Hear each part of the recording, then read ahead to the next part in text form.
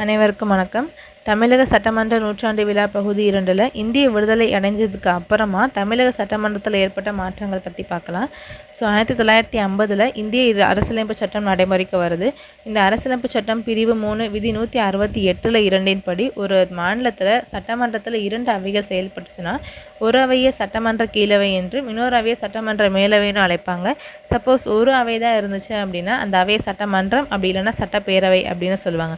தமிழகத்தில் ஈரவை முறை தான் நடைமுறையில் இருந்திருக்கு. இதில் உறுப்பினர் எண்ணிக்கையிலும் சில வரையறைகள் கொண்டு வராங்க.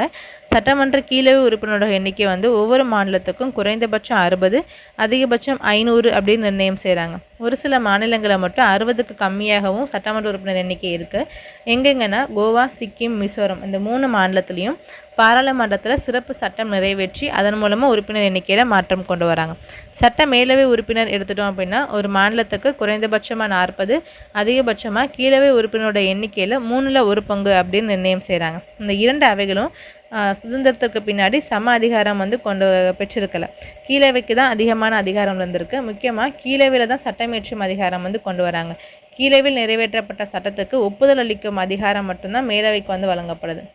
தமிழகத்தில் எடுத்துட்டோம் அப்படின்னா மொத்தம் 309 தொகுதிகள் இருந்திருக்கு. அது உறுப்பினர் எண்ணிக்கை 375 இருந்திருக்கு.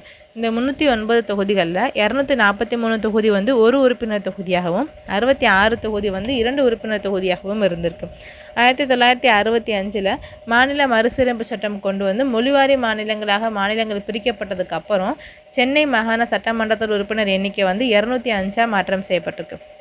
ஸோ ஸ்டார்டிங்கில் சென்னை மாகாணம்ங்கிறது எப்படி இருந்துச்சுன்னு பார்த்தோன்னா கேரளாவோட திருவிதாங்கூர் சமஸ்தானத்தை தவிர்த்து மற்ற கேரளா பகுதிகள், கர்நாடகா, ஆந்திரா, தமிழகம் இது எல்லாமே சேர்ந்த ஒரு பகுதியாக இருந்திருக்கு. மொழிவாரி மாநிலம் பிரிக்கப்பட்டதுக்கப்புறம் உறுப்பினர் எண்ணிக்கையில் மாற்றம் அடைஞ்சிருச்சு. ஸோ அதுக்கப்புறம் ஆந்திர சட்டமன்ற உறுப்பினர்லேருந்து ஒருத்தவங்களை சென்னை சட்டமன்றத்தில் சேர்த்து உறுப்பினர் எண்ணிக்கை 206 மாற்றிருக்காங்க.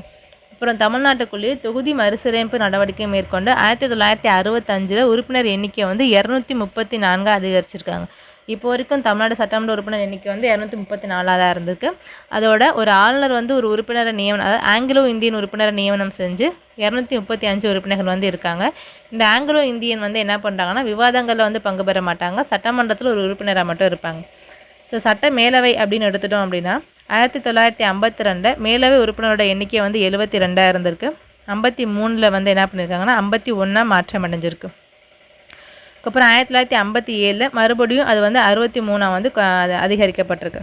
1950க்கு அப்புறம் இந்த சட்டமன்ற மேலவை உறுப்பினர் எண்ணிக்கையில் தேர்ந்தெடுக்கும் முறையில் சில மாற்றங்களை கொண்டு வராங்க. ஸோ ஃபர்ஸ்ட் எப்படி இருந்துச்சு அப்படின்னா பாதி உறுப்பினர்கள் எலெக்ஷன் மூலமாக மக்களால் தேர்ந்தெடுக்கப்படுவாங்க. கொஞ்சம் பேர் ஆளுநர் நியமனம் செய்வாங்க.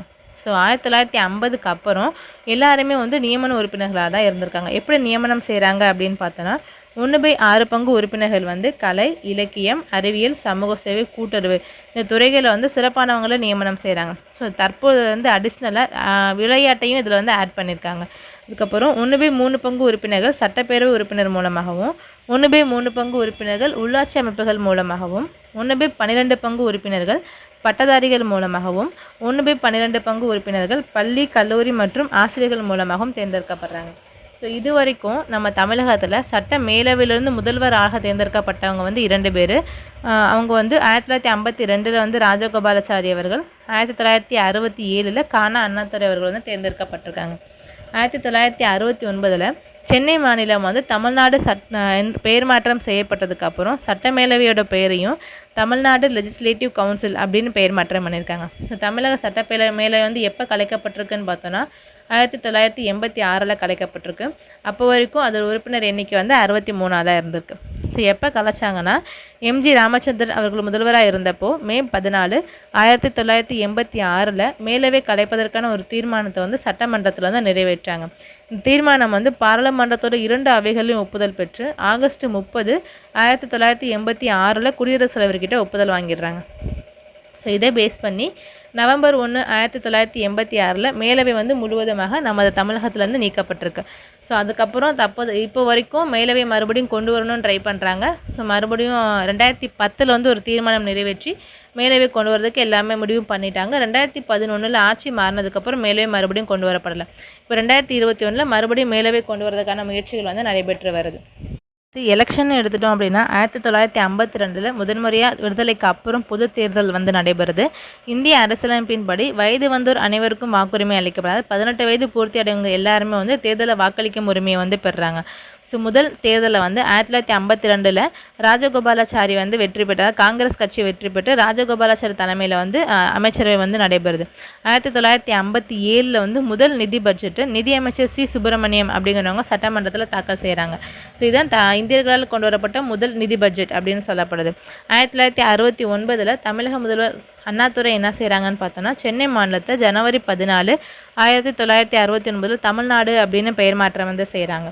ஸோ இது வரைக்கும் சட்டமன்றங்கள் எங்கெங்கெல்லாம் நடைபெற்றிருக்கு அப்படிங்கிறத பற்றி பார்க்கலாம். சட்டமன்ற கூட்டத்தொடர் வந்து இது வரைக்கும் 6 இடங்களில் நடைபெற்றிருக்கு.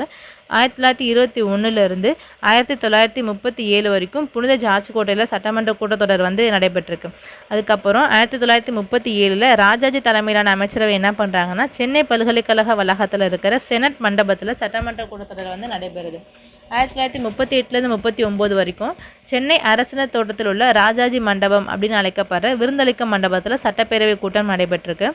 அதுக்கப்புறம் சென்னை மாநில சட்டமன்றத்தில் உறுப்பினர் எண்ணிக்கை வந்து அதிகமானதுனால ஜார்ஜ் கோட்டையில் இடம் பத்தாது அப்படின்னு சொல்லிட்டு சென்னை அரசினர் தோட்டத்தில் 10 லட்சம் ரூபாய் செலவில் வந்து சட்டமன்றத்துக்கு ஒரு கட்டடம் கட்டுறாங்க. அந்த கட்டடத்தில் வந்து 1952 56 வரைக்கும் சட்டப்பேரவை வந்து கூட்டம் நடைபெறுது. அந்த மண்டபம் தான் இப்போ வந்து பாலர் அரங்கம் அப்படி இல்லைன்னா கலைவாணர் அரங்கம் அப்படின்னு வந்து அழைக்கப்படுது.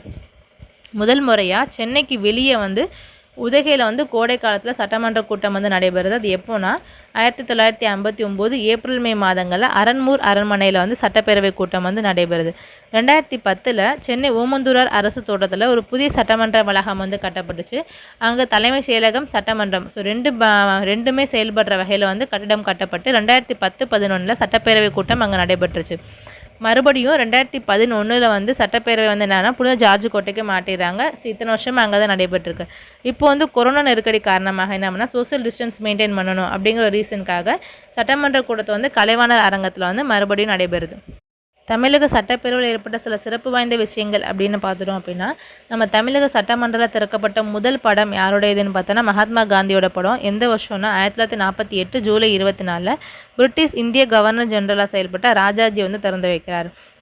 அடுத்து உயிரோடு இருக்கும்போதே சட்டமன்றத்தில் திறக்கப்பட்ட முதல் படம் யாருடையதுன்னு பார்த்தோன்னா ராஜாஜியோடது. திறந்து வச்சவர் யாருன்னு பார்த்தோன்னா அப்பைக்கு பிரதமராக இருந்த ஜவஹர்லால் நேரு வந்து திறந்து வைக்கிறார். மக்களால் தேர்ந்தெடுக்கப்பட்ட முதல் பெண் சட்டமன்ற உறுப்பினர் யாருன்னா ருக்மணி லட்சுமிபதி. நியமனம் செய்யப்பட்ட முதல் பெண் உறுப்பினர்னா டாக்டர் முத்துலட்சுமி ரெட்டி நியமனம் செய்யப்படுவாங்க. அதுக்கப்புறம் இந்திய விடுதலைக்கு பின்னாடி மக்களால் தேர்ந்தெடுக்கப்பட்ட முதல் பெண் சட்டமன்ற உறுப்பினர் யாருன்னா சவுந்தரம் ராமச்சந்திரன். 1952 நடைபெற்ற பொது தேர்தலில் வந்து இவங்க வந்து தேர்ந்தெடுக்கப்படுறாங்க. அப்புறம் இந்து சமய அறநிலைய சட்டம் வந்து 1959 கொண்டு வரப்படுது. இந்தி திணிப்பு எதிர்த்து பல போராட்டங்கள் வந்து நடைபெற்றிருக்கு 1962 67. பட் அது சம்மந்தமாக வந்து சட்டமன்றத்தில் எந்த முக்கியமான விஷயங்களும் நடைபெறலை. பட் ஆனால் அந்த போராட்டம் வந்து மிக முக்கியத்துவம் வாய்ந்ததாக கருதப்பட்டிருக்கு. 1967 1970 இடைப்பட்ட காலங்களில் தமிழ்நாட்டில் இருமொழி கொள்கையை வந்து கொண்டு வராங்க. இதன் அடிப்படையில் தமிழகத்தில் வந்து ஆட்சி மொழியை தமிழ் மொழியை வந்து அறிவிக்கிறாங்க. 80 86 இடைப்பட்ட காலங்களில் தமிழ்நாட்டில் பெருவாரியான மாவட்டங்கள் வந்து பிரிக்கப்பட்டிருக்கு. சட்டமேலவை கலைப்பு தீர்மானம் 1989 கொண்டு வரப்படுது. ஸோ ஃபஸ்ட்டு நம்ம தமிழக சட்டமன்ற கூட்டத்தொடர் தொடங்குறதுக்கு முன்னாடி திருக்குறளோட தொடங்கணும் அப்படின்னு சொன்னவர் யாருன்னு பார்த்தோன்னா சீபா ஆதித்தனார். எந்த வருஷத்துலனா 1967 68 இடைப்பட்ட காலங்களில் சபாநாயகராக இருந்தவர். ஸோ சீபா ஆதித்தனாரோட முயற்சியால் தான் இப்போ வரைக்கும் சட்டமன்ற கூட்டத்தொடர் தொடங்குறதுக்கு முன்னாடி திருக்குறள் வந்து வாசிக்கிறாங்க. ஆளுநர் உரை தொடங்குறதுக்கு முன்னாடி தமிழ்தாய் வாழ்த்து கொண்டு வரணும் ஒழிக்கப்படணும் அப்படிங்கிற தீர்மானத்தை கொண்டு வந்தது எப்போனா 1991. ஸோ கல்வி மற்றும் வேலைவாய்ப்புகளில் 69% இடஒதுக்கீடு முறை 1993 கொண்டு வரப்பட்டு அட்டவணை 9 வந்து சேர்க்கப்பட்டிருக்கு. 1996 2001 இடைப்பட்ட காலங்களில் மெட்ராஸ் அப்படிங்கிற பெயர் வந்து சென்னை அப்படின்னு பெயர் மாற்றம் செய்யப்பட்டிருக்கு. ஸோ அனைத்து ஜாதியினரும் அச்சகரகம் திட்டத்தை வந்து 2006 வந்து நிறைவேற்றிருக்காங்க. அந்த சட்டத்தின்படி இப்போது வந்து ரீசெண்டாக பிற ஜாதியினருக்கும் அர்ச்சகராகிறதுக்கான வேலைவாய்ப்பு நியமனங்கள் வந்து கொடுக்கப்பட்டிருக்கு. மிக குறுகிய காலம் சட்டமன்ற கூட்டத்தொடர் எப்போ நடைபெற்றிருக்குன்னு பார்த்தோன்னா 9வது சட்டமன்ற அவை 1989 91 வெறும் 104 நாட்கள் மட்டும்தான் நடைபெற்றிருக்கு. மிக குறைந்த காலம் முதலமைச்சராக பதவி வகித்தவரும் சட்டமன்றமே செல்லாத முதலமைச்சரும் யாருன்னு பார்த்தோன்னா ஜானகி ராமச்சந்திரன் அவர்கள் தான். இது வரைக்கும் 2 தடவை மட்டும்தான் குடியரசுத் தலைவர் வந்து சட்டமன்றத்தில் இருக்கிற உருவப்படங்களை திறந்து வச்சிருக்காரு. அது யாரோட உருவப்படங்கள்னு பார்த்தோன்னா காமராஜரோட உருவப்படத்தை சஞ்சீவ் ரெட்டி திறந்து வச்சிருக்காரு. கருணாநிதி அவர்களோட உருவப்படத்தை வந்து ராம்நாத் கோவிந்த் அவர்கள் திறந்து வச்சிருக்காங்க. ஸோ இது வரைக்கும் தமிழகத்தில் 3 முறை குடியரசுத் தலைவர் ஆட்சி வந்து கொண்டு வரப்பட்டிருக்கு.